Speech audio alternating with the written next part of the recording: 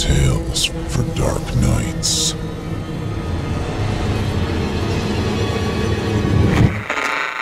Want to make sure you never miss a Chilling Tales for Dark Nights video again? Be sure to subscribe and hit that bell to turn on notifications.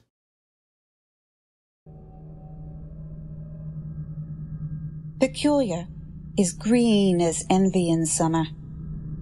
You can see the old water tower from the highway if you pass through, flanked by red brick buildings, its name black and blocky on its face. If it's warm out, which it always is, you'll see the townsfolk manicuring their lawns and hustling about the grocery outlet. On a Sunday, you'll catch them in their best, praising the good Lord and brunching afterward in the local diner. You might even smell the crackle of charcoal-grilled burgers. Feel the fizzle of 4th of July that seems perpetually present in the air. But the one thing you won't ever see is a child. You won't see them because there simply aren't any left. It all started with Ellie Mendoza. She was, by all accounts, a bright girl. She wasn't necessarily beautiful, but she had potential to be, and was pretty in the kind of way some young girls are. A brunette mass of unkempt curls, a smattering of freckles, a certain gloss to her slender face with the right makeup applied. I'm sure the children had a list of names for her, but to many of the adults, such as myself, Ellie was the babysitter. She had retained a childish propriety that most other girls her age in the town had already begun to shrug off. Her braces and bookishness afforded her little popularity. To us, they marked her as something special. Everyone knew that if Ellie was watching their children, no unwanted boyfriends would come round. No vodka bottles would be refilled with water upon return. In all honesty, Ellie's tendency to be more adult than the other teenage girls probably arose out of her parents' divorce, out of her mother moving to the East Coast and her father being left in shambles. From then on, Ellie was mother and daughter in the household. Ellie took care of herself. Ellie took care of our children. She went missing on a Tuesday. When Mr. Mendoza found the window in her room open, he did the only thing that made sense to him. He called the police. From what the rest of us gathered, they came, took a statement, but expressed that maybe, just maybe, Ellie was off somewhere with friends. But Mr. Mendoza knew his daughter would never sneak out.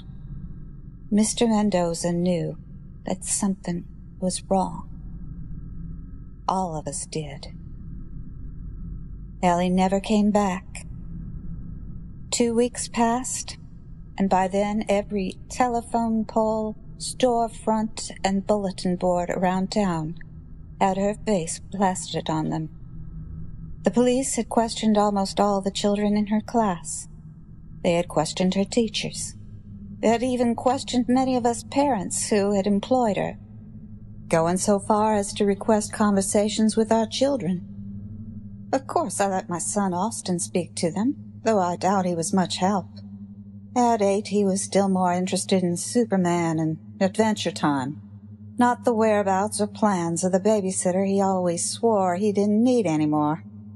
But I let the police speak their piece to him nonetheless, if not for the thought of poor Mr. Mendoza. Many of us parents, worried as we were, began to take precautions. They were by no means strict. As terrible as it may sound, disappearances like this do happen, and while it was a horror to see it occur so close to home, we did what made the most sense. We reaffirmed our beliefs that our children were steering clear of strangers. We made them vow to talk only to adults that they knew and trusted, to be careful, and to always watch out for each other. We parents filled each other in with phone calls and meetings. And the police? they kept on looking for Ellie. They released a statement not long after that they believed that the ex-Mrs. Mendoza had kidnapped her daughter. Although she had been afforded no custody rights, she had expressed a strong desire for them, as most of us already knew. Many of us townsfolk had borne witness to poor Mr. Mendoza's simultaneous attempts to not demonize the mother of his daughter, while still trying to fend her off and keep Ellie safe. We had supported him. Most all folk in Peculiar were given to treating each other like family after all. When they had reached out to inform Ellie's mother of her disappearance, they had discovered instead that she, too, had disappeared. And so it seemed, logically speaking, that it was the most hopeful and realistic conclusion to come to. Mr. Mendoza refused to believe it, and the police promised to keep looking with the same fervor they would afford any other kidnapping. But the rest of us only offered quiet consolations behind closed doors. That was, of course, until other children began to disappear. Next, it was Sandy Whitaker's son, Donald. Then it was Sandifer and Jen and Milo. The town, struggling to return to some sense of quiet normality, was thrown once again into chaos. The police issued another statement as soon as they possibly could. This time, they expressed absolute unknowingness in the cause of the disappearances, but they shared the details of each case in the hopes that it would help others protect their children. They said that the children disappeared in the night. They said that the families had heard nothing. But most importantly, they said that there had been open windows. At each scene, an open window. Despite what you may think, peculiar things happen rarely in Peculiar. News travels quickly in quaint and quiet towns. Lies do not linger. Conspiracies do not fester. And most of all, children do not go missing.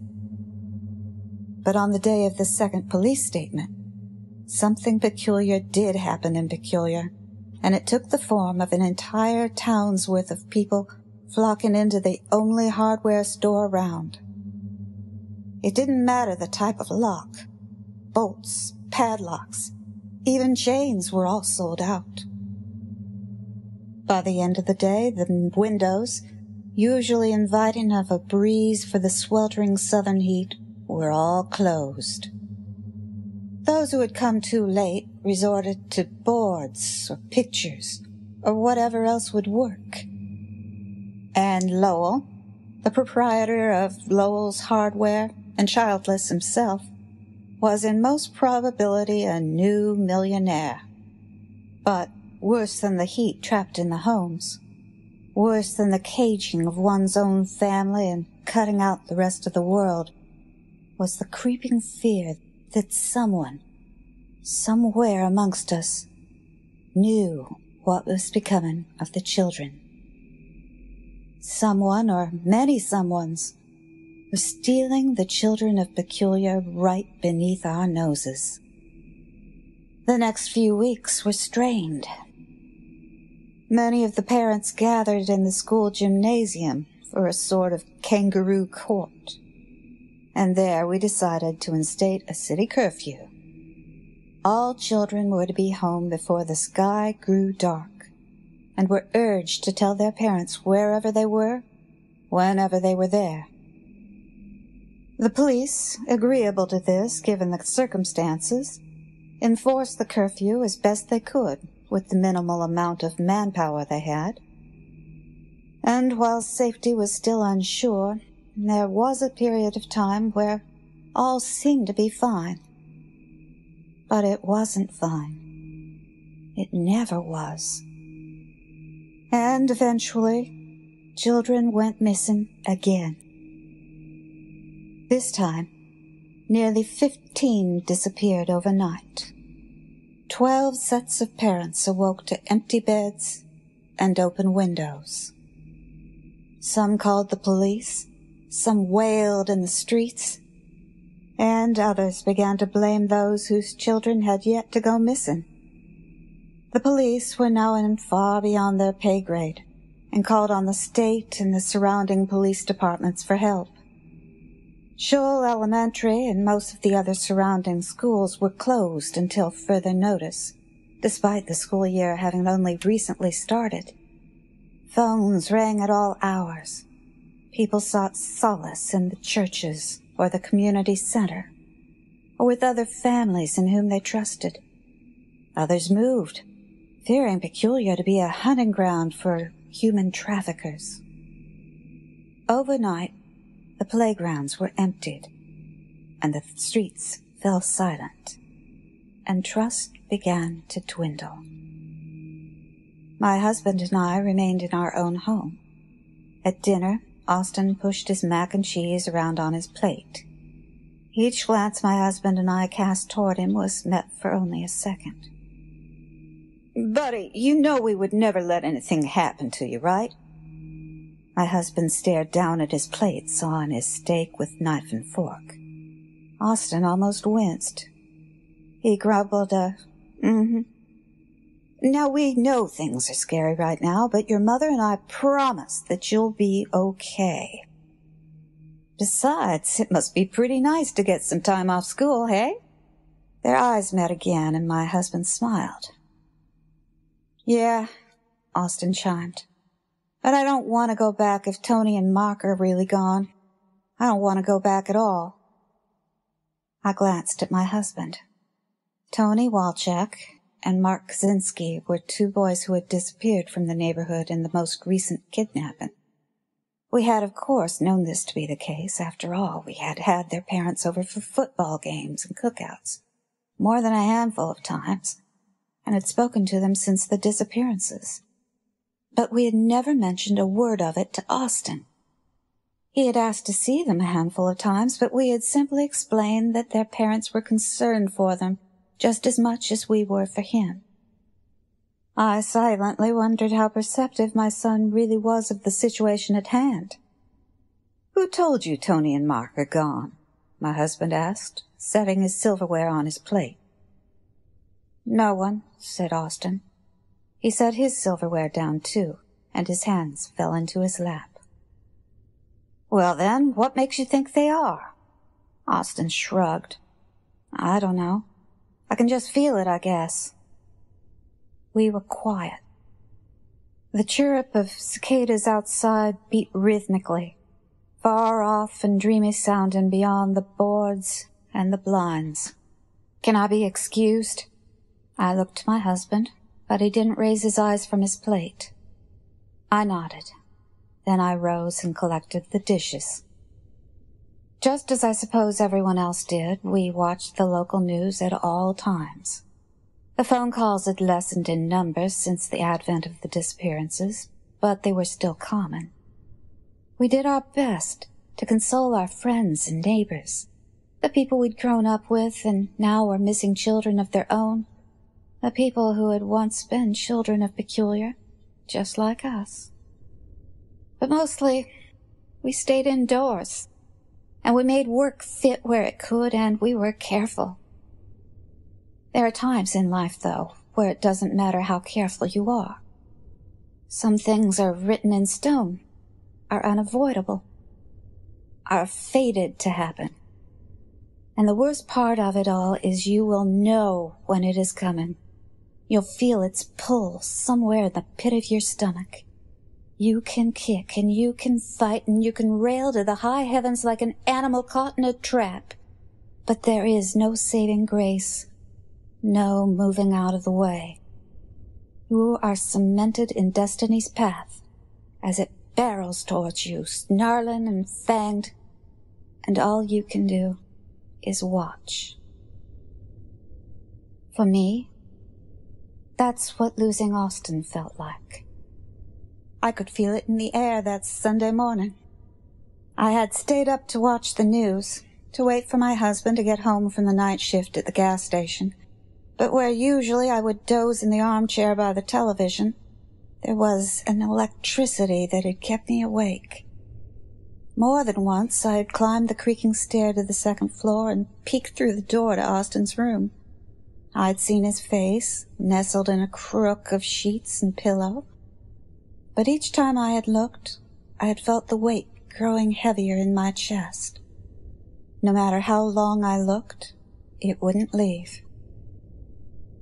It was almost 4 a.m. when I heard the door creak. I knew it could be any manner of reason. He couldn't sleep. God knew it was hot enough. Or he had to go to the bathroom. But my mind wouldn't let it be. I wrapped my robe around my body, pulled myself from the chair, and moved towards the stairs. The flickering television casting a silhouetted double against the wall. I saw Austin moving, slowly, quietly, from his darkened room. "Hey, baby, can't sleep?" There was no response. He disappeared. "Austin?"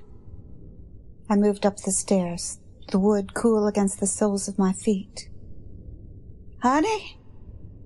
I rounded the corner, and there he was, still walking, almost silently toward the end of the hall.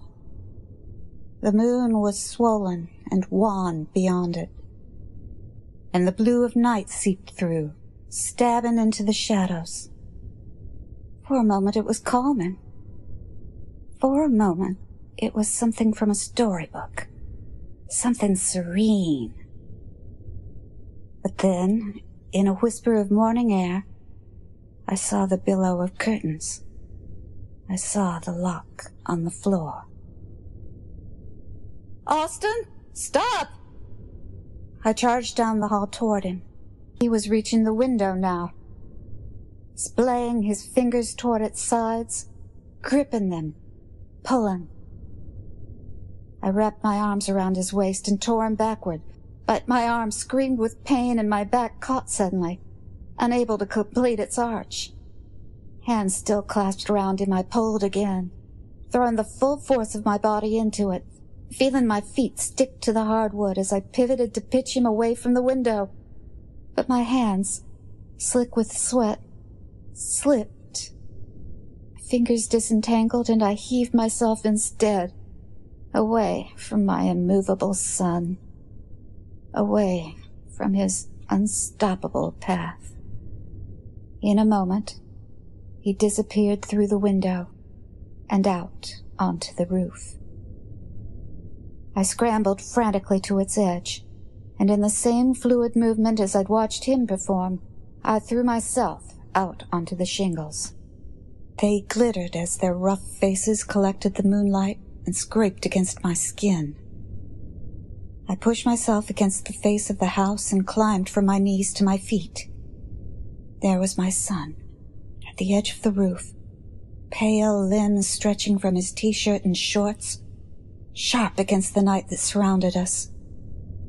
But beyond I saw another figure, and another, and another. Sandra, come down from there. Rhett, damn it, kids out! Levi! Jenny?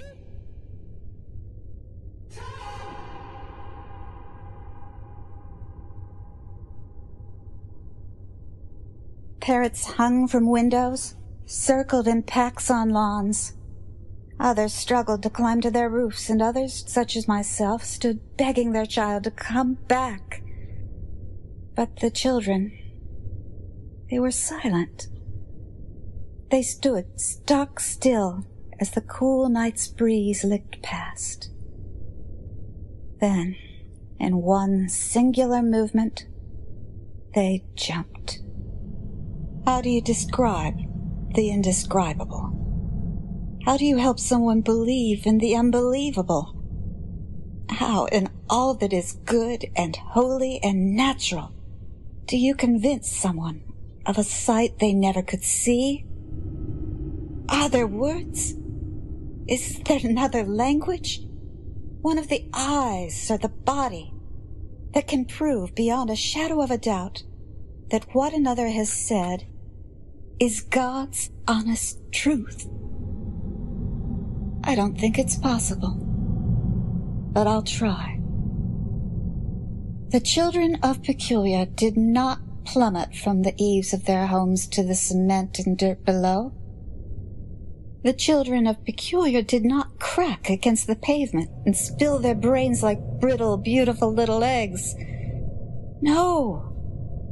The children of Peculiar jumped, and they kept going. They passed the moon in a swell, like bats in the dark, silhouetted against its ashen face.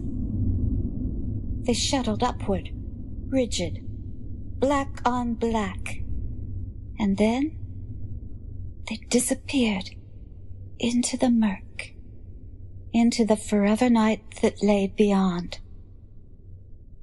And we never heard from them again. Some part of us that remained dissolved into the darkness along with them that day. Peculiar, the quiet town, the quaint town, the town with a single hardware store, the town with a park of eastern redbuds that had been planted by hands that no longer exist, changed. And no matter how hard some of us tried, we changed with it. My husband saw the children from the gas station window. He didn't know at the time that our son, our Austin, was among them, but he had come immediately and assumed the worst. No amount of crying, no amount of fighting, no amount of loving could suture the tear that grew between us. And so he did what he had to do. My husband left, and I stayed. I spend my Sundays in the church, in the diner, listening to the townsfolk chatter on. I spend my weekdays working at the gas station, ringing up food and cigarettes and all manner of things for the traffic endlessly running to and from Harrisonville. I shop at the grocery outlet, and I cut my lawn. And on occasion I even go to a cookout beneath the buttery southern sun with what few friends I have left. But every night, I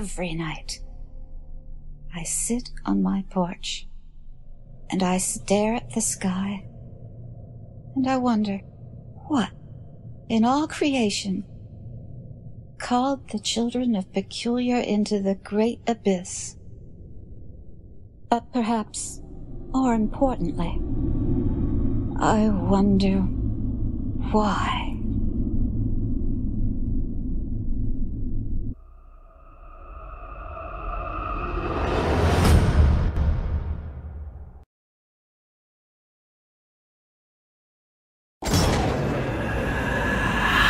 Chilling tales for dark nights.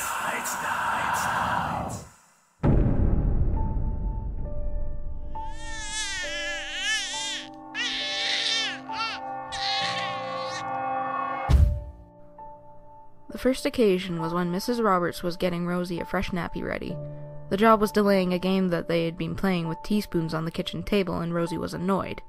She cried and later shrieked in frustration, and then Mrs. Roberts saw one of the spoons slide across the tabletop into Rosie's hand. Apart from a startled glance and a quick look under the table, where she thought Buster, their dog, might have rubbed against the legs, she thought and did nothing about the moving spoon. A week later, when Rosie's food was delayed by a parcel being delivered, Mrs. Roberts was returning to pick up the already filled bottle when it moved firmly away from her hand towards the yelling baby. There was simply no mistake this time, though it was true that Rosie had been bouncing about, enough perhaps to shake the bottle a little, but not enough to move it. That evening, Mrs. Roberts told George, her husband. She had anticipated correctly his reactions. "You're imagining things again, Shirley," he snapped irritably. "You and your mother care books. What the kid wants is less psychology and a bit more ordinary affection." Mrs. Roberts flushed angrily. "Just because you give Rosie everything she cries for, anything for peace and quiet, that's you!" She said no more. It was just possible that the bottle had somehow slid with the vibration of her tread on the wooden kitchen floor, and the spoon moving could certainly have been Buster. But the third time was more positive. They were both, mother and baby, in their small living room. Mrs. Roberts was reading the daily paper in a chair by the fire. Rosie was inside her playpen, absorbed with her toys. After some minutes, Rosie started to yell, pointing out of the pen across the room. Unable to see what was wrong, Mrs. Roberts fussed and played with the baby, who continued to scream. A small plastic doll had fallen out of the playpen and rolled out of sight under the sideboard. Rosie's cries became even more fierce and hysterical as Mrs. Roberts tried to comfort her. Finally, Rosie gave a particular violent shriek and held out both arms in the direction of the sideboard. As Mrs. Roberts turned to look that way, to see what was the matter, she saw the missing doll slide steadily, though slowly, out from under the sideboard, across the carpet, up to the playpen frame, and, as she stared motionless with astonishment, the doll gave a heave and lifted over the frame and into Rosie's outstretched hand. The next few minutes were crowded. With a swift smack, Mrs. Roberts knocked the doll from her baby's hand, swept her into her arms, and ran from the room. Once in the kitchen, she sat Rosie roughly in her high chair by the table. She was not without courage. Crossing the room, avoiding the pen, she took the decorative pair of fire tongs from the hearth, then approached the doll. It took some time to grip this securely. Then she lifted it and carried it to the open fire. There she dropped it amongst the glowing coals, where its plastic coating shriveled and melted, curdling unpleasantly, and exposing a wiry skeleton that slid down red-hot into the grate. Hours later, after she had let the fire die right out, Mrs. Roberts found the wire remains and took them down to the garden, which backed onto a garage, and flung them over the wall into a heap of wreckage. The same day, she took Rosie to the doctor's surgery. Dr. Paisley heard her out thoughtfully, eyeing professionally the slight tremor of her hands, the dry lips. "Well, Mrs. Roberts, what you say is certainly remarkable, but you know, there may yet be natural explanations." "It did move, Doctor. I saw it. Across the carpet. The other times I wasn't sure, but this..." "But you say there was metal in the doll," said Dr. Paisley reasonably. "Now there's always magnetism, you know. Queer things happen when there's electricity about." "Yes, but we haven't got any electric things. Only the garage does have those welding things. Those that spark. Do you think they could have done it, Doctor?" "Well, I'm no engineer, Mrs. Roberts, but it may well be so. And how are you yourself? Sleeping well? No dizziness or fainting? You look just a bit peaky." After a while, Dr. Paisley wrote out a prescription of a particular kind and saw Mrs. Roberts out. It was 3 weeks before Dr. Paisley looked up to see Mrs. Roberts entering his surgery again, carrying a protesting Rosie. He mentally sighed, but motioned her to a chair. Over the increasing cries of the irritated Rosie, who was late for a feeding and wanted her milk, which was already made up in her mother's basket, he listened. "I waited for 3 times, Mrs. Roberts burst out. "I could see you never believed me. You're just like George, and in any case, she never does it when he's there because he lets her have everything she wants, so she never gets into a temper, and it's only then that she does it at all." Between the broken streams of words and the yells of Rosie, Dr. Paisley gathered that more things had been moved by Rosie when she was in a temper. "So I came now, Doctor, so you could see. She's not had her milk and she's getting all worked up, and you see, she'll do it like I said." Rosie's cries were certainly getting fiercer, and the noise was distracting. Paisley winced as the shrieks reached a higher pitch when Mrs. Roberts took out the bottle but held it away from the baby. She tantalizingly waved it in the air, Rosie's red eyes following it as she yelled, tears of frustration running on the plump cheeks. "Come on, baby," Mrs. Roberts mouthed, sweat gleaming on her forehead. "Get your milky." Paisley frowned and half rose from his chair as Mrs. Roberts placed the bottle deliberately on a cabinet just out of reach of Rosie, whose screams reached a crescendo of violence that he could hardly credit.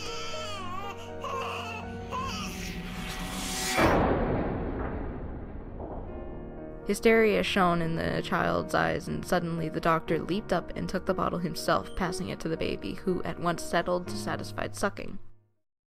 The silence was sudden and deafening. Standing, Paisley and Mrs. Roberts faced each other. "Please, sit down, Mrs. Roberts. I think we'd better have a little talk." Paisley forced a soothing smile. After a second of more or less silence, Mrs. Roberts collapsed onto the chair and leaned heavily forward over the doctor's desk. Her head lowered, and she began to weep softly. Paisley picked up the phone. "Nurse, would you come in, please? I'm going to examine Mrs. Roberts, and try to get Baxter from the general on the line." For Baxter was a psychiatrist. After 2 private sessions, Baxter was of the opinion that Mrs. Roberts would respond to treatment without entering hospital. Unlike Dr. Paisley, he had made no bones about his beliefs to his patient. "Many of us see things that never happen, Mrs. Roberts. In fact, between you and me, I'd go so far as to say that we all do from time to time. You have been run down, and your mind has been playing tricks. I do understand, Mr. Baxter, but why? I mean, why should I imagine things like this about Rosie?" "I frankly don't know, Mrs. Roberts. If I were to say I did, I'd be deceiving you.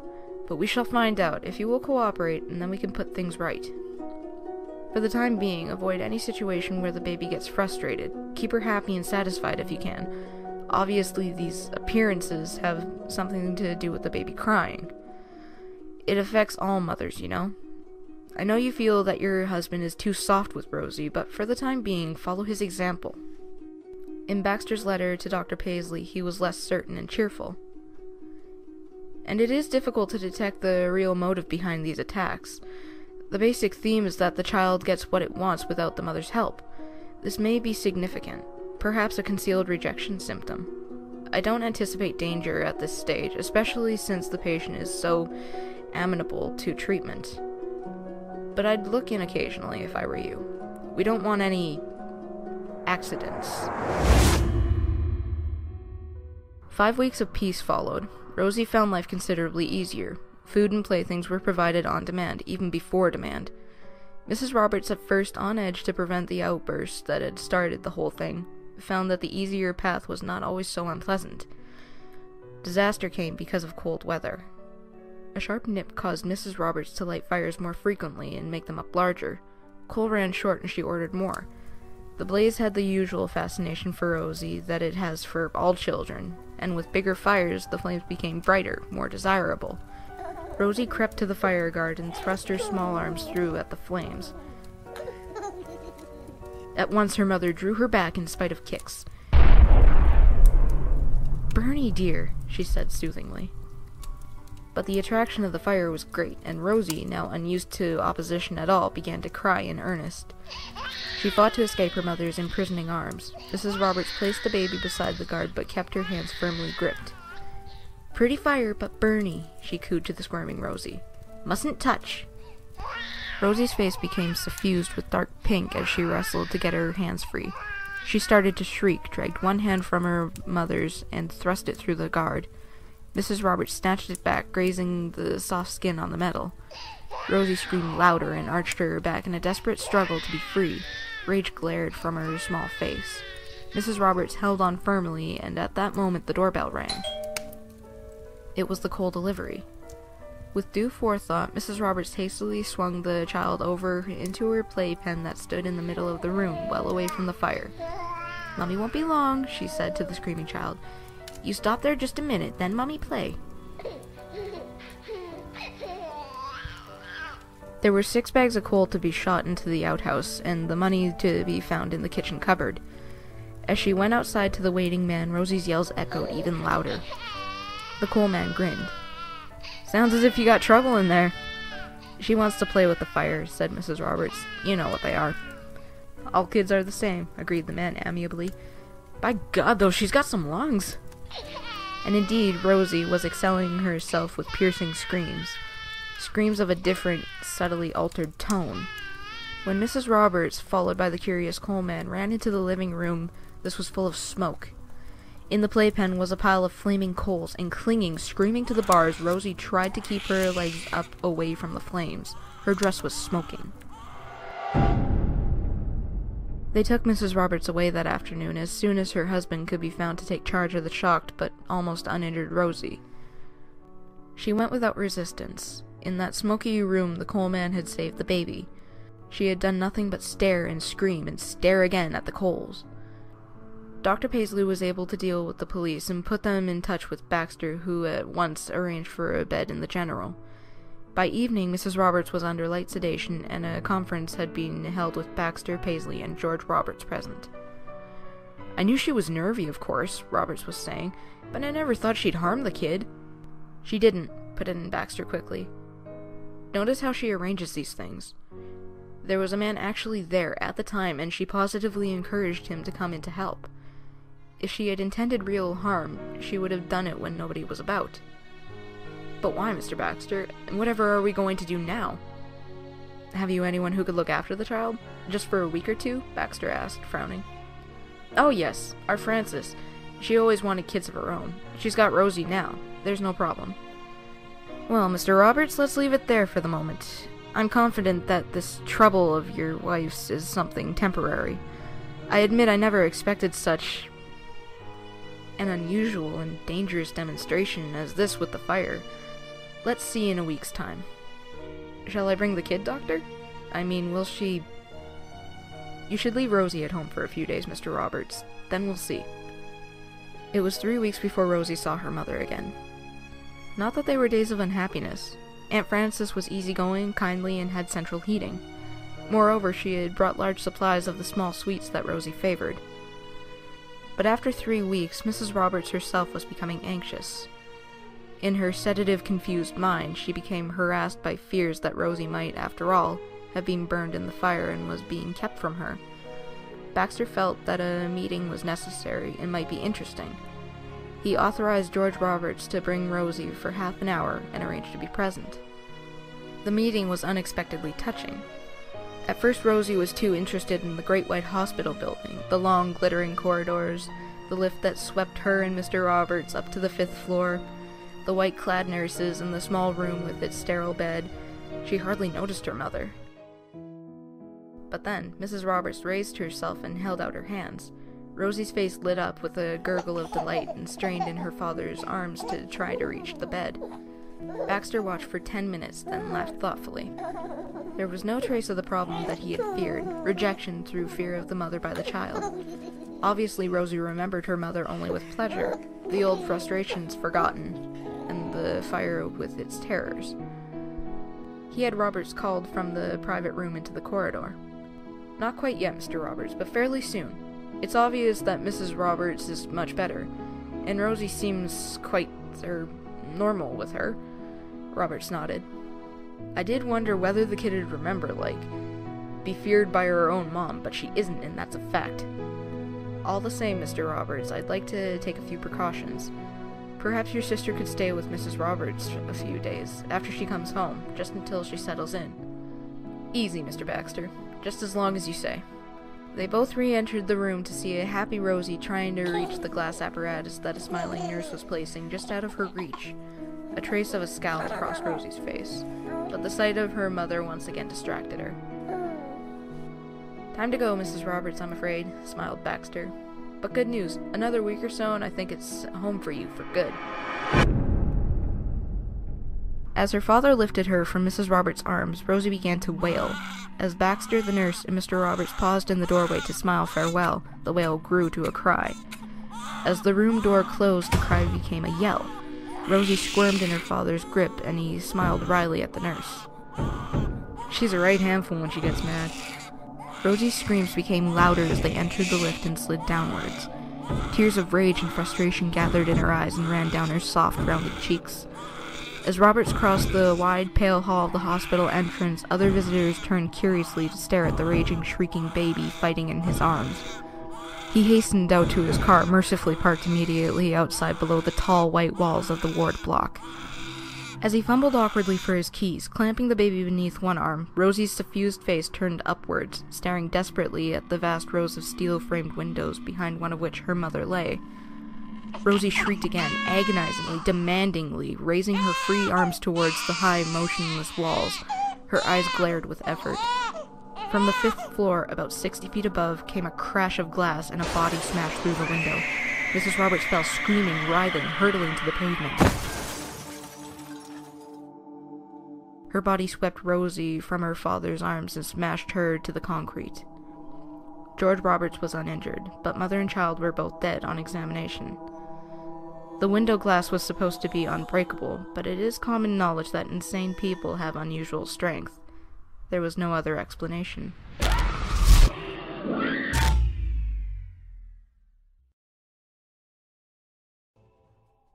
It started with 3 light knocks on our door. Tap, tap, tap. We seldom had visitors to our small apartment, especially not at this hour. "Are we expecting someone?" my wife asked. "No," I said as I got up from our living room couch. I walked a few feet to our front door and looked through the peephole. I saw a child with sad eyes standing in the cold. I swung our door open to greet the little girl. Her hair was a light blonde, lighter than my wife's shade of dirty blonde anyway. What struck me most were her eyes. There was no color in them. It wasn't that they were dark brown either. They were dilated pupils with no surrounding iris. 2 gaping black holes pushing at the edges of the whites in her eyes. My wife rushed to the door. "Call the police," she said, "and you, come in here now." She patted the little girl's back and beckoned her into our apartment. My wife bombarded her with questions. "Are you lost? Where are your parents? Do you have their phone number? Why are you alone?" The little girl didn't vocally respond to any of the questions. She either shook her head or nodded it if it was a yes or no question. If not, she would just stare at my wife dumbfoundedly. "Let me get you some hot chocolate." My wife scrambled to our little kitchen and boiled some water over the stove. She was orphaned at a young age, so I knew she was trying her best to comfort this lost little girl. I got on the phone with a 911 operator and explained the situation. Despite the late hour, they immediately sent help. They arrived, asked us a few questions, and quickly escorted the girl out. She turned around and gave an innocent wave goodbye to my wife. "Thank you," she said, holding her hot chocolate in one hand. As I closed the door, I could see tears swelling in my wife's eyes. There was conflict in those tears. "What's wrong?" I asked. "I feel so sorry for her," she said. "The foster system sucks." "Maybe they'll find her parents," I suggested. My wife just shook her head, and that night I could feel our bed shake to her sobs. I turned over in the sheets and rubbed her back. She was on her side with her back towards me to hide the fact that she was crying, a habit I was familiar with. Things were better the next night as my wife and I cuddled on our living room couch, but the same 3 knocks from the night before came again. Tap, tap, tap. My wife rushed to the door and opened it to see the same little girl. She bent down and wrapped her arms around her, lifting her off the hard cement and onto the soft carpet of our living room. The girl giggled as she was lifted through the air. I'll admit, I panicked in that moment. A lost child being found at some stranger's house 2 nights in a row? I reached for my phone, but my wife whipped her face to me and said, "That can wait till morning." "Are you crazy?" The girl frowned at me with her smoldering black eyes of coal. My wife gave her classic death stare that I read as, "What did you just say to me?" So I threw my hands up and said, "All right, I'll call first thing tomorrow." I grabbed some blankets and a pillow from our closet to set up a makeshift bed on our couch. My wife made another cup of hot chocolate for the girl. Then she pulled up a children's story on her phone and started reading to the girl on the couch. She was delighted and fell asleep quickly. My wife and I tiptoed to our room and slipped into bed as quietly as possible. She scrunched up close to me, and we embraced tightly. Her head rested in the crevice of my neck. "Do you think the police lost the girl?" I asked her. She stayed still, speaking into my neck. "She said they took her home last night, but she got lost again." "Wait, she talked? She hasn't said a word to me." "She told me when I was reading." She started a rhythm of heavy breathing that I heard every night as she slept.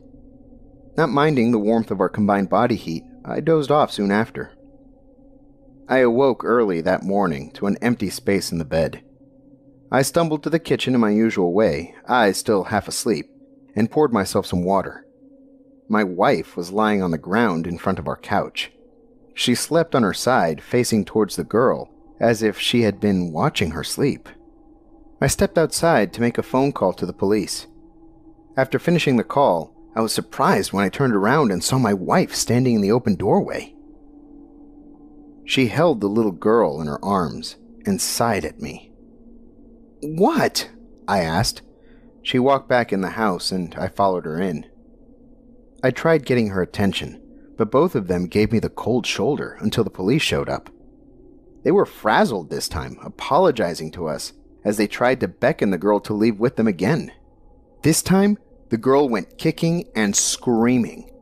My wife held her hand over her mouth and cried as she watched the police drag her out of our apartment. I got home from work that night and received one of the more dreadful greetings I've ever received from my wife.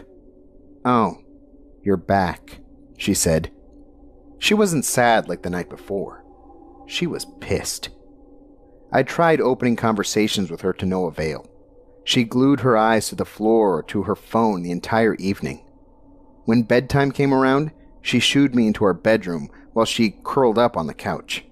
Like the previous night, I woke up early to an empty space where my wife normally slept. Only now, my wife was standing as a shadowy silhouette at the foot of our bed.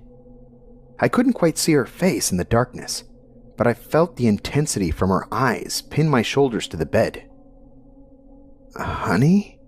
I said in a weak and groggy morning voice. "You let them take her," she said. "What?" I sat up sharply. "She's a lost child. She doesn't belong to us." "You let them take her." She lowered her hand from behind her back down to her side, and I saw our largest kitchen knife held tightly in her clenched fist. I jolted over in bed and flipped on the light switch. My wife reacted to the light and dropped the knife. Her eyes squinted, and she fluttered them as she does when she wakes up. "What happened?" she asked as she stood there. "Careful!" I pointed to the knife on the ground.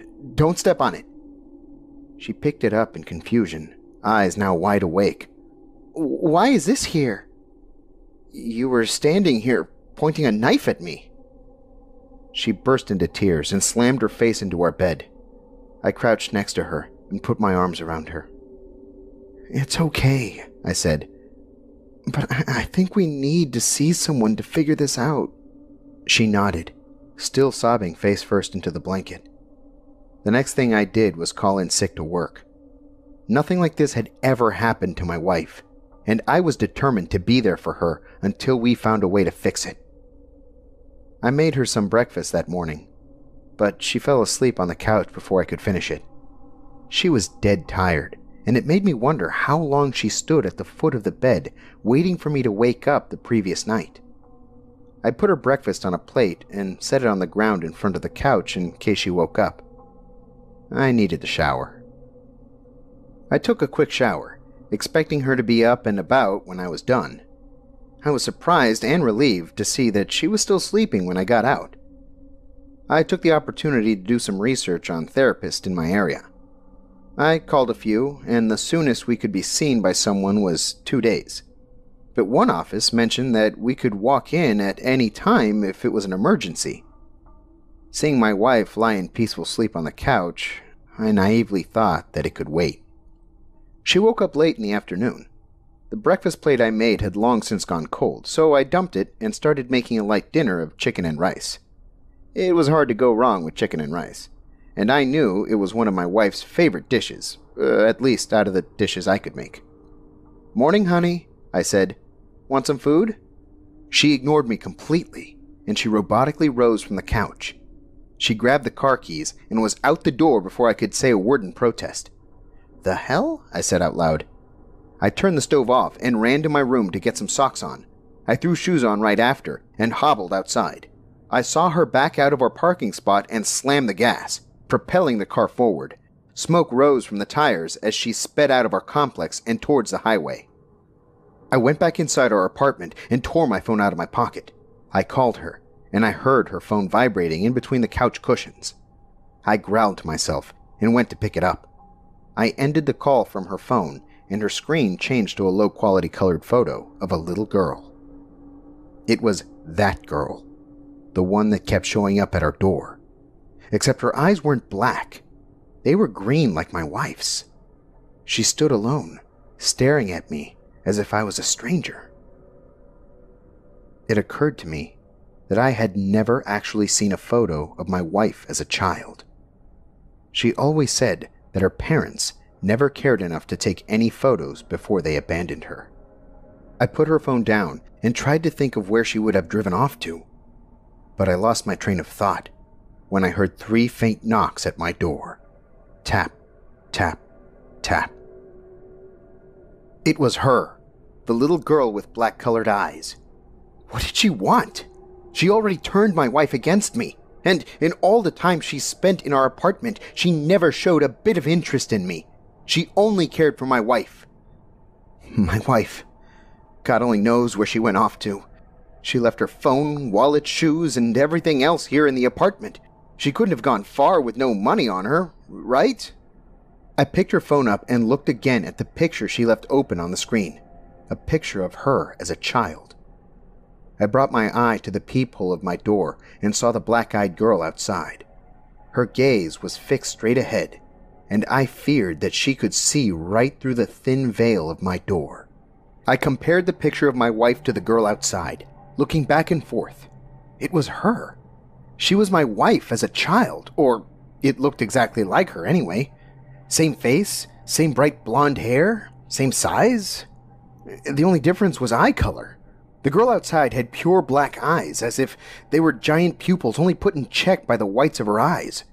The photo showed my wife's evergreen eyes that I grew to know over the years of our relationship. I've put in many hours looking at those eyes while we were dating and after, but I couldn't hold eye contact with this little girl version of her for even 1 second. There was something maddening about it, as if the blackness of her eyes constantly held back the screams of a soul in pain. She knocked again with the same soft rhythmic knocks. Tap, tap, tap. I stood still at the peephole, fearing that any motion from my end would reveal I was home. I watched her face intently, trying to look anywhere but her eyes.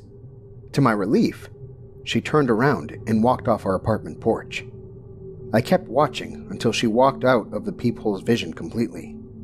I scrambled to the kitchen counter where my phone, keys, and wallet were. I shoved my things into my pockets, along with my wife's phone. I wasn't waiting around for the girl to knock on my door again. I started a phone call to my parents. I hadn't asked them for anything since I moved out at 18. To be honest, I don't think I'd talked to them since the day of my wedding. But desperate times, desperate measures, and all that. I would have them meet me at a gas station nearby, or even the park down the road. Hell, anywhere that had living, breathing people around.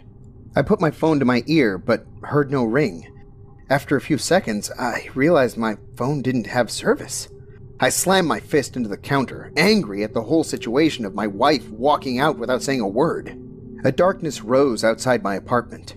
I could tell because less light was shining through the cracks of my window blinds. I approached my window and opened the blinds to see big puffs of white clouds block the sun. In the shade created, I saw the little girl standing in the middle of my apartment complex parking lot, staring at me. The white clouds became darker and darker. The landscape outside quickly shifted from the cool light of a late afternoon to a pitch-black midnight with no moonlight shining through. I swung open my front door and took off running, but blackness overtook me. I lost sight of the parking lot, the apartment complex, and eventually all my surroundings. They all turned to a thick, dark fog that extended in all directions. I looked down and screamed as the floor turned to black nothingness. I thought I would fall, but my feet kept grounded. I closed my eyes and reopened them, only to realize I could see no difference in the level of darkness either way. I only knew my eyes were open from muscle memory and the fact that I could see my hands if I held them up to my face. I had run at least 20 yards from my front door, so I was shocked when I turned and saw it right behind me. The tall white door floated there in the black void. I tried to open it, but it was locked. I shivered in this lonely and cold wasteland of emptiness. "Do you know where you are?" The high-pitched voice of the little girl echoed through the black fog. She appeared behind me, so I backed into my apartment door out of fear. It felt hard to breathe in the thick mist of darkness, so I leaned more of my own weight against the door. I don't know," I said with struggle. "You're in my eye." Her giggle bounced around the fog and into my head, making it throb. "You took my wife, didn't you?" "She's in my other eye." More giggles. "Good thing I have two. One for each of you." I groaned out loud, turned, and hit my forehead against the door. "Why can't you just leave us alone?" "I can't." She took on a serious tone. "I can't because... Well, it's hard to explain. Let me show you." She disappeared for a moment, but the echo of her voice remained. My apartment's living room window popped into vision just next to my front door. Light emanated from it, making me cover my eyes until they could adjust to the brightness. I looked through the bright window and saw myself in the apartment. I was in a trance of rage, pacing around and destroying everything inside. I saw myself grab our TV and smash it into the ground. I ripped open our cupboards and flung every piece of kitchenware I could get my hands on into our apartment walls. I flipped the couch and kicked over the garbage can while pulling my hair out and cursing my wife for leaving. "Do you know who that is?" she asked. "It's me." "No. It's an empty shell, just like your wife yesterday." "My wife? Please, let me see her one more time." Another window popped up a stone's throw away from my front door. This time, it was the driver's side window of our car. Light shined from the interior of our old sedan, and I could see my wife sitting in the driver's seat. As I got closer, I saw her holding air as if it was a child. She wrapped it in her arms while rocking lightly back and forth and snuggling her head into nothing. "That's me," the girl said. "I'm sitting with her." I looked closer and saw the black-eyed girl appear in the arms of my wife. They were curled up together in silence. My wife's face was at peace. There were tears, but they were not of pain. "Do you get it now?" "Yes. You are her. You're a part of her." There was silence in the void of blackness. The car window faded to black. So, I walked back to our apartment door and living room window, the only things I could see in the expanse. I looked in the window again and saw my body lying on the living room floor, staring up at the ceiling and breathing heavily. The girl appeared next to me. "Let's make a deal," she said. "I'll send you back if you promise to open the door when we knock." "I don't have much of a choice here, do I?" I sighed. "I guess I'm becoming a dad sooner than I thought."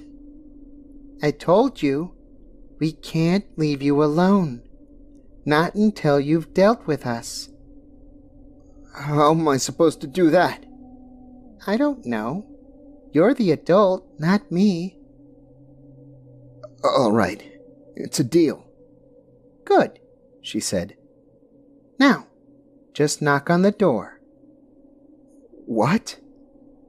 She motioned towards the outside of my apartment door. "Knock." I lifted my arm to the tall door in front of me, feeling weaker and smaller. I turned my head, and my wife grabbed my unoccupied hand as she latched her other hand with the girl. I managed 3 little knocks to the door. Tap, tap, tap. I came to in my living room to the sound of 3 knocks.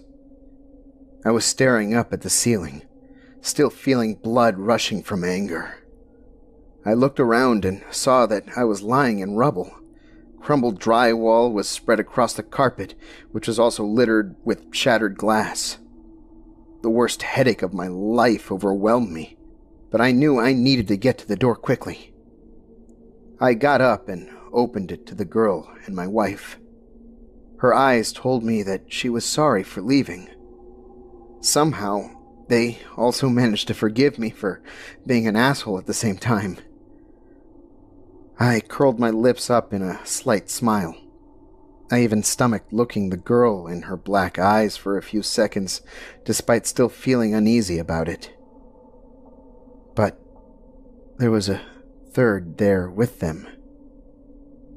It was a little boy with big black eyes that pushed against the whites of his eyes. I recognized him instantly. He was the one that just knocked.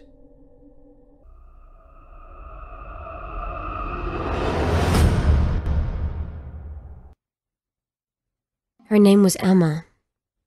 That's what everyone called her anyways.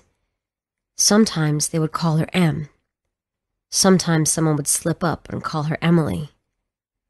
She was a part of our group of girlfriends growing up in a large town, not quite big enough to be a city, but big enough that there was still privacy between neighbors. We called ourselves the Unbreakable Six because there was me, Summer, Mel, Nina, and Jules. And there was Emma. Emma started off as a practical joke by the other girls in the 4th grade. It was probably Jules that started it. She was always playing pranks on people. In high school, she even got suspended once for going too far, and she had to babysit for hours to buy that girl a new cell phone. Or maybe it was Summer, who always seemed too busy with music and band to think of such an elaborate prank. Or maybe it was Mel and Nina, who were best friends and could have lived without us, always conspiring together like they were twin sisters. Either way, I bought my lunch, cold cut sandwich and carrot sticks, and a pint of orange juice. I couldn't stand milk. It would account for how short I ended up being. And I walked over to our table. Jules looked excited, waving me over to them. Lottie, look! I wasn't sure where I was supposed to be looking. This is Emma. She moved here from Los Angeles. We lived far inland and into the boonies. Los Angeles was glitzy and glamorous and chic, compared to the flat houses and half-rate high school football that was the only real source of entertainment in our area. What? Los Angeles, dummy, Jules said, rolling her eyes. She's not in our class. She's in Miss Lark's. But she's in the same grade as us. Isn't that cool? I still wasn't sure where I was supposed to be looking. I sat down with my tray uneasily, wondering what I was supposed to see. Who? Summer jabbed me in the side. You're being rude, she hissed quietly. Summer was all about rules and manners. Say hi to Emma. I looked around our table, from Jules to Mel, to Nina, to Summer, and back to Jules, who was waiting impatiently. I don't know, I was weak. I wanted to fit in. I didn't get it. Hi, Emma. They seemed to breathe a collective sigh of relief, like I was making everything awkward. Charlotte's weird sometimes, but her brother has a Nintendo, and he lets us play once in a while. They kept on talking, chatting about whatever 4th grade girls chat about, and I ignored it. If they wanted to play that prank, that was fine. I wasn't going to buy into it. I was always a precocious child. I knew what they were looking for was a reaction. That's how Emma became a normal part of our lives. It was crazy. We would buy her birthday presents, and they'd disappear like they were taken. I wonder how many candle-making kits and Mancala games Jules had piling up in her closet after all these birthdays. One year, Mel even got Emma a really nice necklace, and that disappeared too. We never went to Emma's house. I asked Nina about it when I was sure that Emma wasn't there. She gave me this scandalized look. Lottie, don't be rude. Emma's family doesn't have that much money. She's embarrassed to let us come over. She told Mel that, and Mel told me. And it makes sense. I mean, look at what she wears all the time. I mean, we still love her. We'll always love her. She's one of us. But don't rub in the fact that we can't go to her house. That's mean. After I was scolded so wholeheartedly by Nina, I didn't ask again. They were covering their bases really well. And by 7th grade, I had to accept that they were taking this prank all the way. It was weirdly comforting in a way. There was this silent friend that I never saw, but she was always around. We would leave seats open for Emma, and when we practiced the buddy system, someone always had her. On many occasions, I watched as my friends, allegedly partnered with Emma, walked into a bathroom by themselves. When we decided that we wanted to be lame and come up with a name for our group of friends, we decided on the Unbreakable Six. Even though there were really only 5 of us. I was curious in sophomore year of high school when we were having a sleepover. Summer was at band practice until late in the day, and Emma couldn't make it as she had to work on her science project, according to Mel. So I asked Jules, the likely mastermind behind the entire hoax, if you were going to write a story about Emma, like her biography, how would you describe her? Down to every detail. Jules loved stuff like that. She wanted to be a writer someday. Well, she's taller than you, which isn't hard. I threw a pillow at her, and she dodged deftly. She's got a medium build. Jules dropped her voice to a whisper, even though she gained a little weight recently. But we're not going to tell her, and she's still beautiful. And she has green eyes and brown hair, and she's got freckles. She hates getting her picture taken. She's nice, but quiet, and she dances really beautifully. I mean, you've seen her, right? I thought back to the time a few months ago when we turned on some music and danced around together to practice dancing for homecoming, so that we wouldn't look weird or do it wrong when the time came. We stopped after a while and oohed and awed at empty space. After that point, I didn't ask any more questions. By then, I'd realized my friends intended to keep up the charade for as long as they could manage, and there was no use fighting it. It was in our senior year of high school that it happened. I don't know why it set me off. Not really. It was something little, something stupid. We were hanging out in Nina's pool, even though it was still too cold to swim, teeth chattering and goosebumps rising in our skin. We were waiting for the nearby jacuzzi to heat up to jump in. The cold sunlight cast a long shadow, and the wine coolers we'd snuck earlier were making that shadow seem menacing. It annoyed me for reasons I couldn't quite place. "Look at Emma, Lottie!" Jules called. She wolf-whistled and hooted, over the top like Jules always was. "Hot mama, look at that booty!" I didn't know where to look, like always. Like for the past 9 years of my life, I didn't know where to look. Since the 4th grade at our lunch table, dancing in Summer's living room, homecoming, football games, at the park, in class, anywhere, I didn't know where to look because Emma wasn't there. That's when I finally snapped. "To hell with Emma!" I screamed. "And to hell with all of you! Have you been waiting for this, the moment I completely lose my mind? Well, here it is!" I waved my arms around, manic and furious. "Emma isn't real! Emma isn't real!" I looked at their confused faces. "Oh, you're gonna keep this up? Well, you know what? I hate you guys! You've always done this, making me the butt of your stupid prank for almost 10 years, guys! 10 years! I slipped a little on the wet concrete, but regained my balance. "Screw you! I hate you so much!" Tears welled up in my eyes as years and years of pent-up frustration finally spilled over. Emma was some stupid prank that got out of hand, and I can't believe that none of you ever had the balls to tell me that it was a stupid prank. No, it had to keep going. and you had to keep laughing behind my back. It's not fair. Summer was furious. Lottie, don't you dare be this way. Emma is right there and you're being a bitch. Why are you doing this? Are you mad? Mel spoke up in a tiny voice. Lottie, you look hot too. I mean, you look good in your bathing suit too. Yeah, but God, don't take out your anger on Emma, Nina said, rolling her eyes. Nina walked over to the side of the pool and reached out a hand, like she was rubbing someone's back. It's okay, Emma.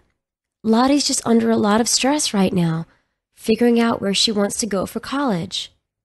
Shut up! I howled miserably. Stop it! Stop it! Stop it!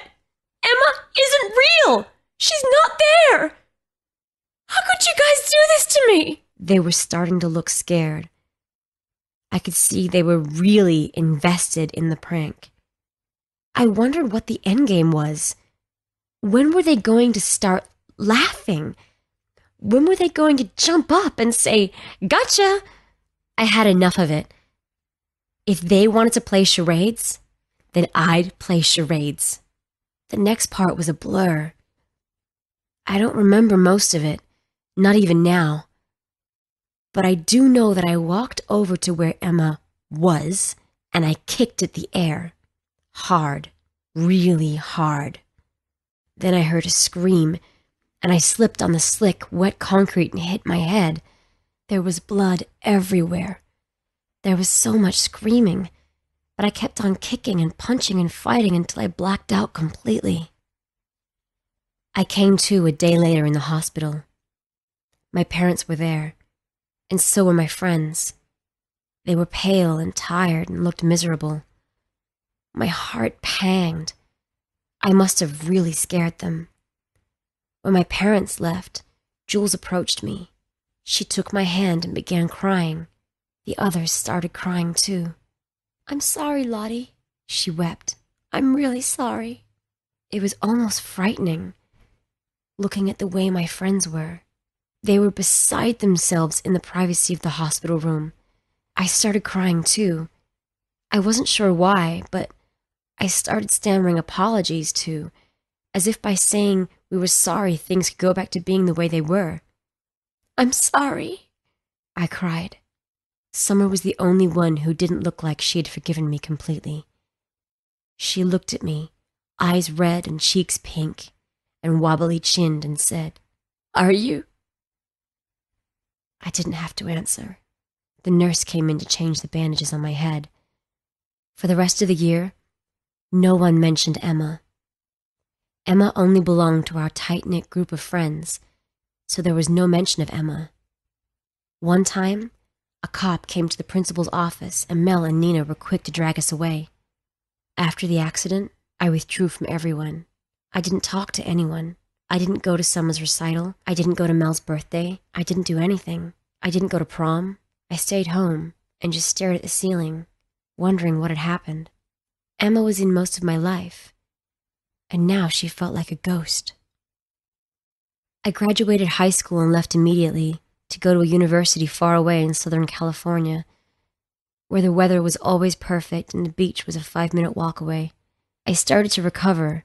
I realized that I was depressed after what had happened, understanding that my best friends chose a punchline over me, Unbreakable 6. Yeah, right. I got good grades, volunteered at an animal shelter, and found a boyfriend. He was so nice to me. Even when I got quiet, when he asked about high school, he never pushed. He just held me when I had bad days and made me pancakes. It was 4 years later, when I was about to finish up college, when I ran into an old classmate from high school, in my apartment complex, no less. Her name was Annie, and it turned out she had been living there the whole time and we didn't know. In high school, she hung out with a different crowd than me and my friends. Most people did. The 5 of us were a clique of our own, separated from everyone else. I wasn't necessarily friends with Annie in high school, but still, we overreacted the way everyone does when they see someone they haven't seen in a long time. It's been forever! Oh my God!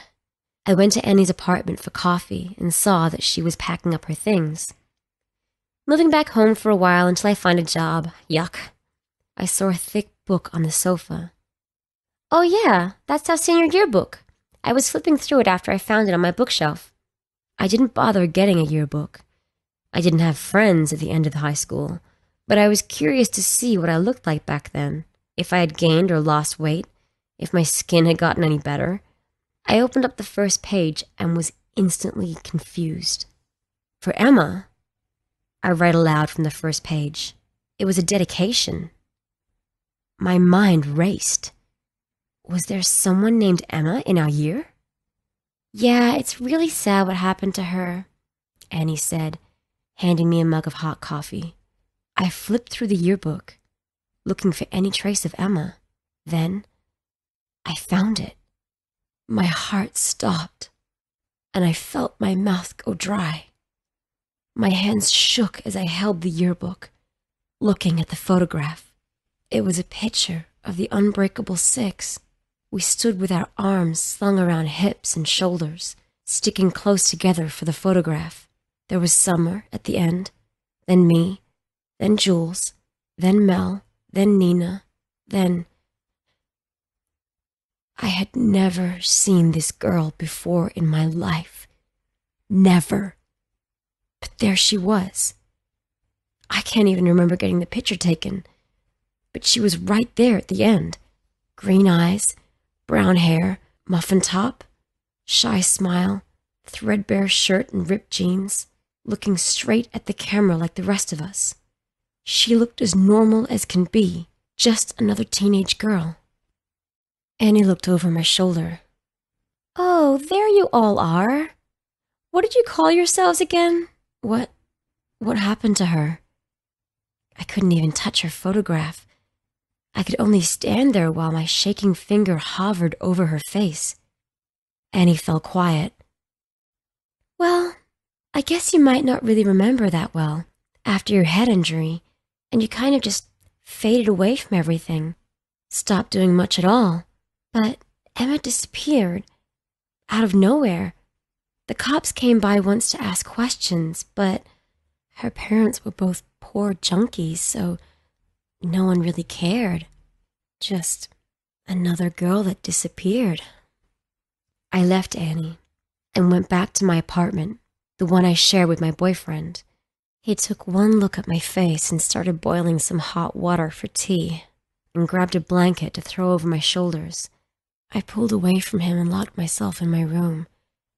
I stared at the ceiling. I was 18 again, lost and confused.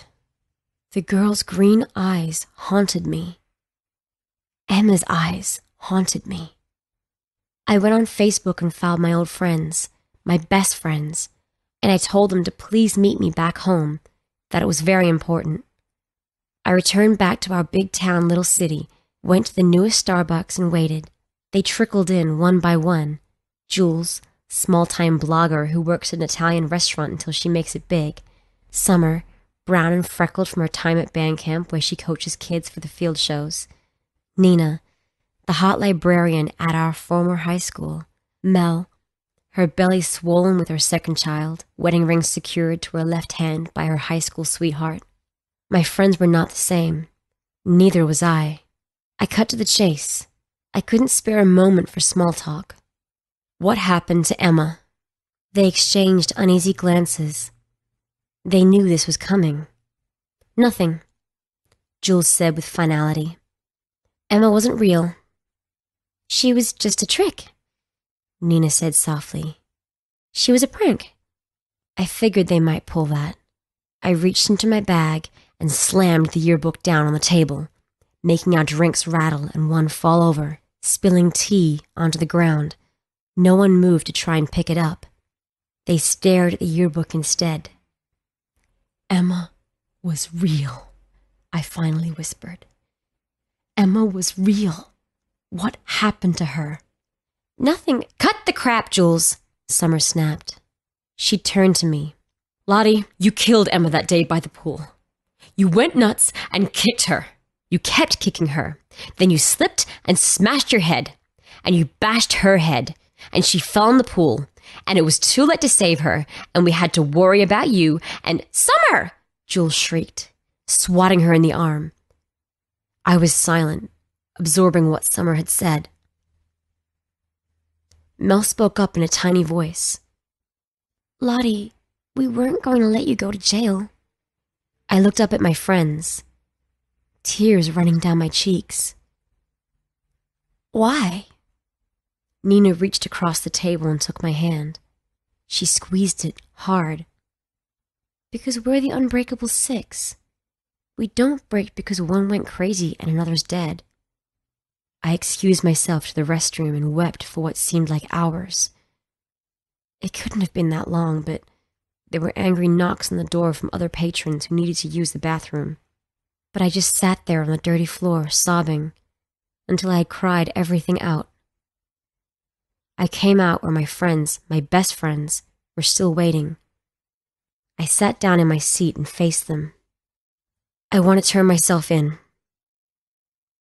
There was an outcry of different responses. Summer seemed willing, ready to have me turn myself into the police. Jules yelled out about them all getting in trouble. Mel started to cry. You don't have to, Nina said. You don't have to. We got rid of all the evidence. We buried her far away where no one would find her. I want to turn myself in, I repeated firmly. I killed her. I'll tell the cops that it was me, that I buried her. Tell me where she is so I can tell them where I put her. None of you will get in any trouble. It wasn't your fault. I thought I had finished crying. I thought I had nothing left, but I choked out what I wanted to say for so long. I never saw her. They looked at me expectantly. I never saw her. Not even once.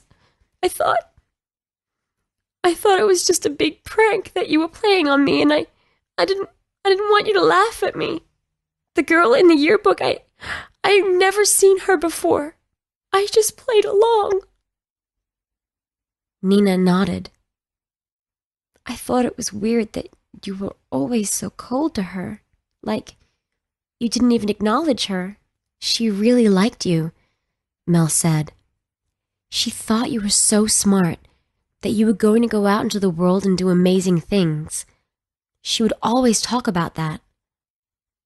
I felt as though my heart would burst. I swear I never saw her. Something must be wrong with me, but I never saw her or heard her. I cleared my throat.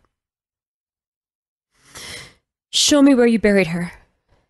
We got into Summer's car and drove out far into a park in a different city. The park was huge and overgrown, like no one had been there to take care of it in a long, long time. I got out of the car and noticed a rusty shovel lying nearby on the ground, which must have been left behind by a worker long ago. I took it with me. Jules led the way, deep into the park, deep through the trees, until we came to a small clearing. The dirt wasn't fresh, and there were no markers or indicators. But the way my friends' faces paled at the sight of the spot, I knew that was it. Emma was there, under our feet. I've got to see her, I whispered.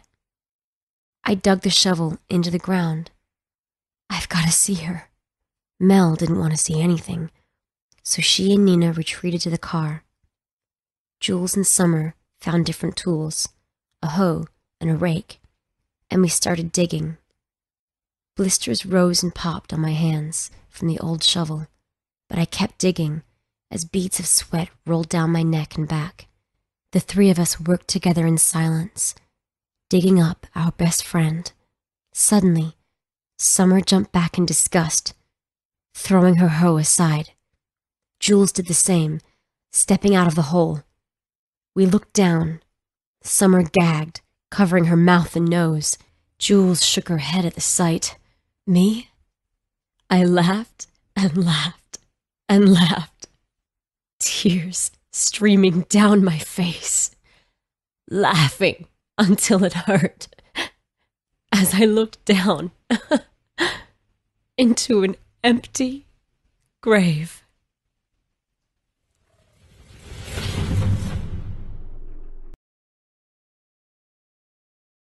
I'm not sure what to say. This all happened rather suddenly, although the last 3 weeks have been long and dragged out. Let me tell you my story. I moved into my new house 3 weeks ago. I moved here to be closer to my friend Haley, whose mother wasn't doing so well. Only part of it was because my boyfriend and I were no longer getting along. There was nothing special about the house. Just a simple 2-bedroom house that had an attic. I didn't really know the history of the house, nor did I really care upon moving in. How I wished I did. It was only myself living there, so I turned the extra bedroom into a study. The bigger bedroom seemed much better for holding my bed and dresser anyway. I spent the first week unpacking. Nothing seemed out of the ordinary about the house. No damages needing to be fixed, no leaks. It made me wonder why the price tag was so low. Surely such a well-made 2-bedroom house shouldn't have gone for only $8,000. But that is how much I paid for this house. The real estate agent only said that the last family had moved out with their 15-year-old son to be closer to family. Such a plain reason should have warranted more of a search, but I was just happy to have found such a steal. Like I said before, it only took a week to unpack my stuff. Everything was going great. I currently took college classes online, so the study was a great room to have some peace and quiet. Some strange things started to happen exactly 9 days after I moved in. When I would lay down to sleep, I would hear this moaning sound. It sounded like an animal of some sort. I passed it off as something coming from outside, and ignored it as it continued over the next couple of days. However, the day after that, things just got too weird. I woke up to the smell of baby powder.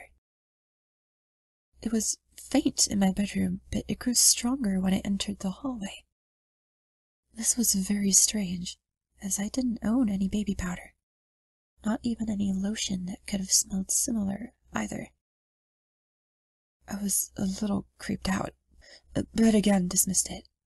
The smell went away after a few hours later anyway.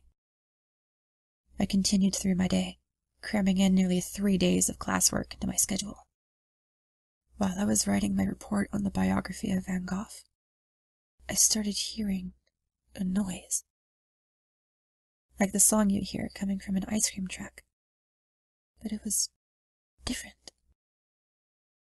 Soon after, to my horror, I realized what it was. A baby mobile. My older sister had a baby, and the mobile in his crib sounded much the same as the sound I heard. Of course, the tunes were different, but that was definitely what it was. And the freakiest part? It was coming through the wall. But there was nothing next to this room, no bedroom, no bathroom, nothing. I left the study, moving out into the hallway. Just as I thought, the music stopped, and I shook my head. Okay, maybe I was studying too hard? That had to be it. I was imagining things. For the next week, things returned to normal.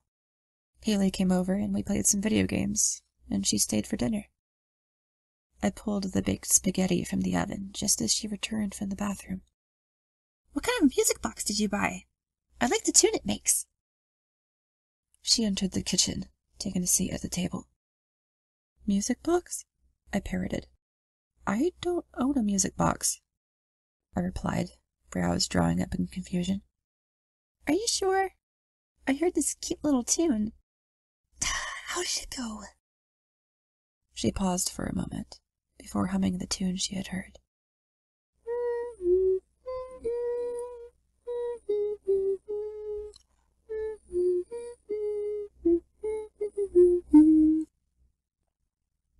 And I almost dropped the spaghetti.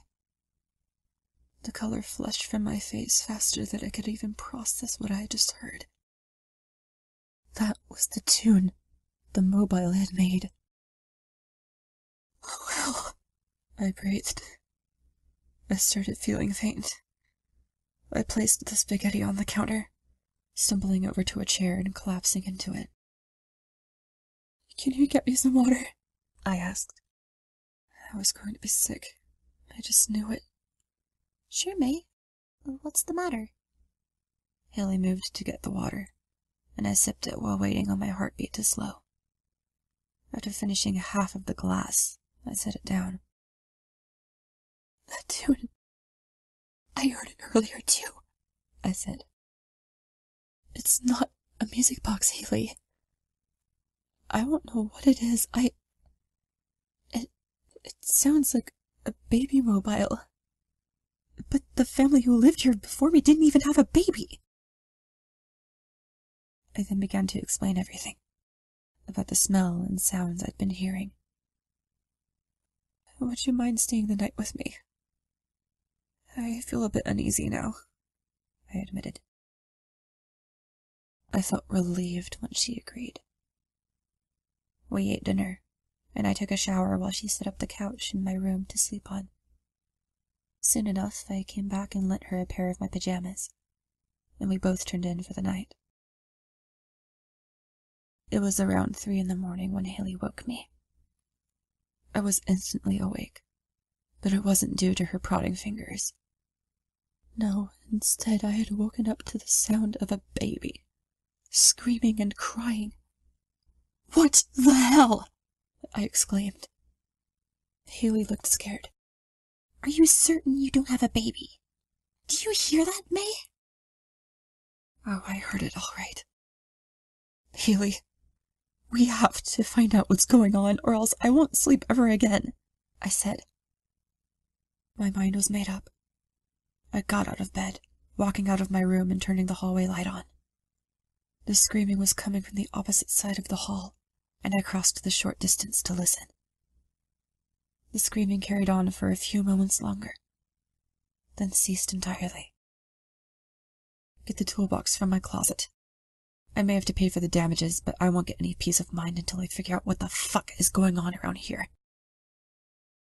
I was tired and shaky, but I couldn't go on like this. I needed to find out what was happening. Haley brought the toolbox over, and I looked through it before pulling my hammer out. I then stood back, swinging the hammer to hit the wall as hard as I could. Nothing happened, but I continued. I pounded at the wall, again and again, until a good part of it collapsed. I dropped the hammer, sinking to my knees. Oh my God. There was a bedroom. There was a bedroom hidden behind this wall where nobody could see it. I stepped over the rubble, barely noticing that Haley was following me. It was a baby's nursery. Furniture took up the room, most of it caked in dust. It looked as if no one had touched it in a long time. A rocking chair sat in the corner, and a crib sat along the opposite wall. There were no windows either. A bookshelf was next to me, lined with toys and books. And not only that, a large book sat at the end. I plucked it from the shelf, wiping the grime and dust away to reveal the title. "Baby's First Year," it read. "What is this?" Haley wondered as she explored the room. I shook my head slowly as I opened the book. I didn't know. The first page had a picture taped to it. A black and white photo of a baby girl was taped to the page, and the name under was written as Olivia Bethany Cordell. The baby was cute, but she looked off, like she had a physical deformity of some sort. I couldn't say what kind. I flipped the page, finding a birth date listed. October 23rd, 1972. The following details aren't really important as I look at it now. Just ages of milestones and things like that. May! Haley was standing next to the crib, hand over her mouth, with a terrified expression masking her face as she peered into it. I dropped the book, going to stand next to her. I peered into the crib as well, and I went white with shock. Oh, God. Baby bones. They were fully decayed, but the whole skeletal structure was there. From the skull to the tiny bones, everything. That did it. We both left the house as fast as we could, going back to Haley's house. I couldn't take it. I couldn't stay there anymore. I spent the night taking the couch. The next morning was tense. Neither I nor Haley said a word, but I did borrow her computer. I decided to just throw caution to the wind, searching my address. I didn't find much, but I did find a news article. I started reading it, taking every word in. Here I'll relay the article the best that I can. It has since been removed for reasons unknown to me. Family disappears, father found. Local authorities contacted. May 17th, 1972. The Cordell family of 1247 South Broadway Street went missing last Wednesday, after the neighbors reported screaming. When authorities arrived, the house was empty. The persons missing are David Cordell, 33, Patricia Cordell, 30, and Tate Cordell, 7. David was found and brought in for questioning 3 days ago, but the rest of the family has yet to be found. Cordell admitted to leaving his 7-month-old daughter, Olivia Cordell, who was diagnosed as a mongoloid, recently renamed to Down syndrome, in the house. Police could not find the little girl upon searching the house, but the case is ongoing and is still being investigated. I have moved back into the house since then, and I'm still living there today as I write this. I contacted the police and told them about the body, and they took the bones to be properly put to rest. I haven't had anything happen since, and I'm grateful for that. A terrible thing had happened here. A baby had been left to die, but she did. All because the room had been hidden. I decided to keep the room as it is, but I have had a contractor come out and repair the wall and install a door since then. Who knows? The nursery might make a great room for my baby in 7 months.